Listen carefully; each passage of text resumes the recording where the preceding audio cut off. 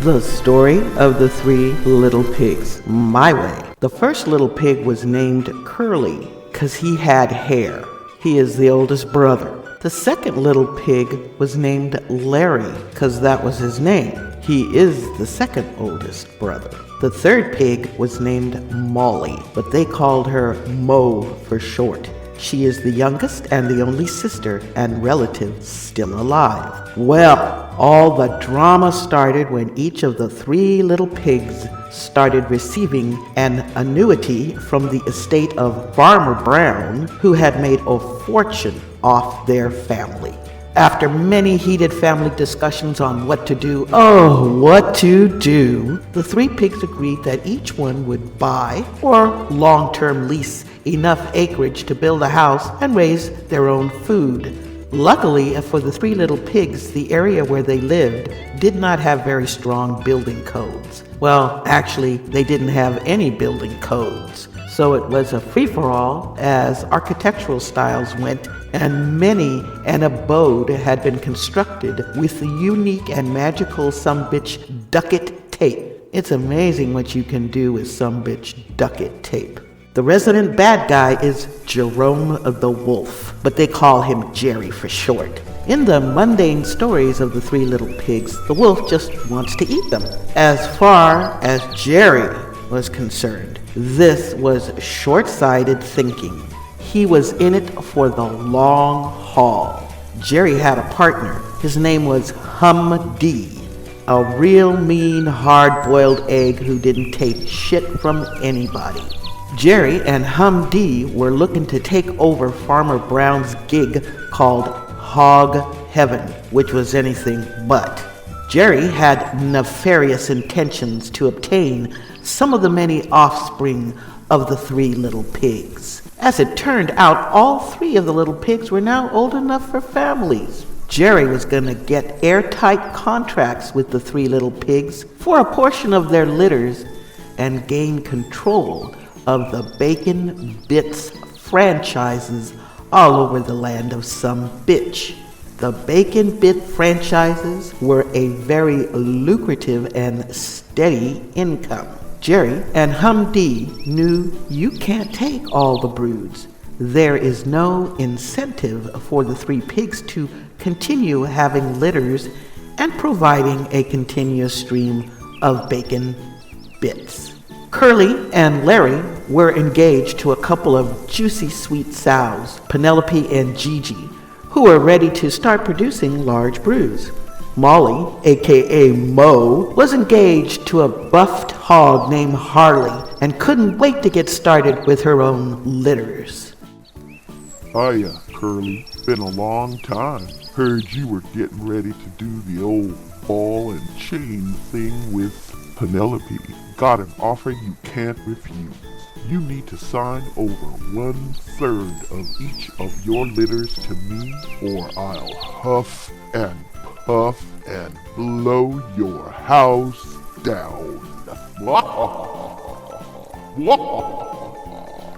Of course, Curly refused. He said he wasn't going to sign over any of his litters to Jerry and go ahead and huff and puff. Actually, what happened was, when he and Humdy got to Curly's straw house, Jerry huffed, puffed, and accidentally blew Humdy on the house. As Humdy fell on it, it collapsed. Well, you know the result of that. After 3 refusals, Curly signed. Next, Jerry swooped down on Larry and gave him the same choice with all the appropriate blustering effects.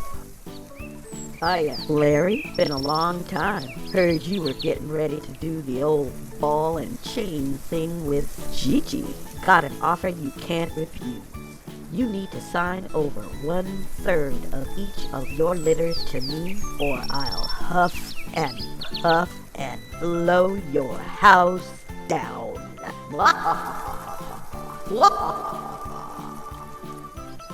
Of course, Larry refused. He also said he wasn't gonna sign over any of his litters to Jerry and go ahead and huff and puff.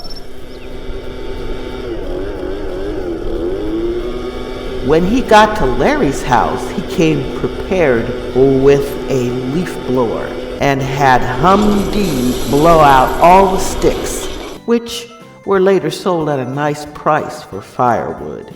Well, you know the result of that. After 3 refusals, Larry signed. Well, the third time is the charm, thought Jerry, while Humdee was hoping to perpetrate more mayhem on the last little pig. When Jerry and Humdee got to Molly's house, aka Mo, he ran the same spiel on Mo. Hiya, Mo. Been a long time. Heard you were getting ready to do the old ball and chain thing with Harley. Got an offer you can't refuse. You need to sign over 1/3 of each of your litters to me, or I'll huff and puff and blow your house down.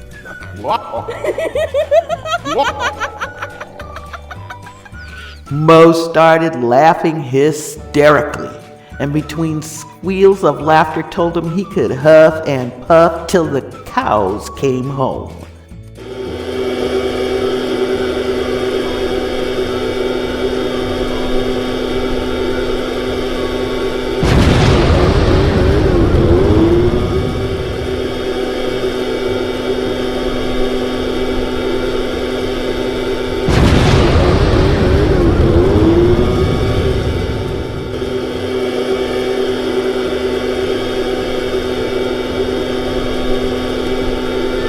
Three times this happened. After the third time, Humdee told Jerry, "I quit." Of course, when it came to Mo's house, you couldn't fall on it. You couldn't blow it down. Only thing that might do some damage was some C4, but that would have defeated his purpose, not to mention blowing up local bacon bits consumers nearby.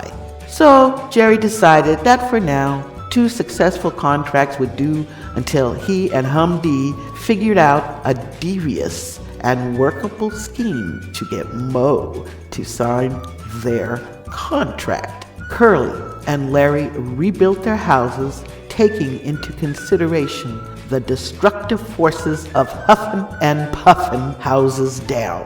And Mo, she added a family room onto her house, of course made out of brick. The end for now.